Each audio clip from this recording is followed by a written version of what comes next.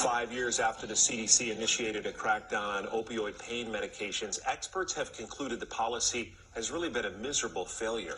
Overdose deaths have gone up, not down. And now courts are starting to recognize the arguments used to justify the crackdown are really largely bogus. The I-Team's George Knapp has the latest. So these numbers, they just push these false numbers, and now you have courts of law calling them out.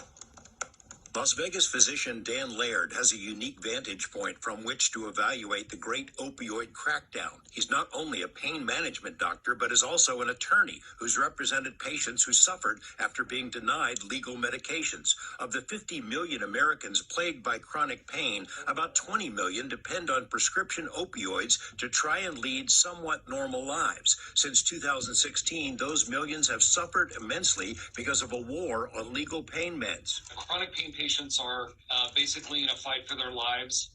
They've been under attack for several years now with this anti-opioid sentiment and sort of the overreaction to the opioid crisis. Laird says the campaign against opioids is largely about money. More than 1,500 civil lawsuits have been filed against drug companies by state and local governments, including in Nevada, as officials and trial lawyers eye multi-billion-dollar settlements. But the lawsuits, most of which accuse Big Pharma of being a public nuisance for causing the opioid epidemic, are starting to fall apart. In California this month, a lower court tossed out a huge lawsuit with a scathing opinion that found the underlying facts don't support the allegation that 25% of opioid patients get addicted. And in Oklahoma, the state Supreme Court reached a similar conclusion and held the benefits of opioid meds far outweigh the risks. But the litigation narrative, the narrative that the trial lawyers want to push is that it's prescribed opioids that are causing all of these deaths. But prescription drugs are not the cause of a spike in overdose deaths. 90,000 ODs were recorded in 2020, a huge increase,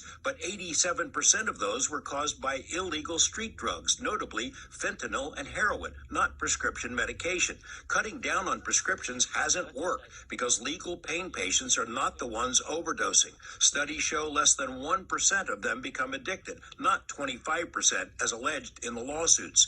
Millions of patients who followed the rules and their doctors have been cut off altogether or had their dosages slashed. Suicides among those patients jumped 470%, many of them veterans in pain who were cut off by the VA.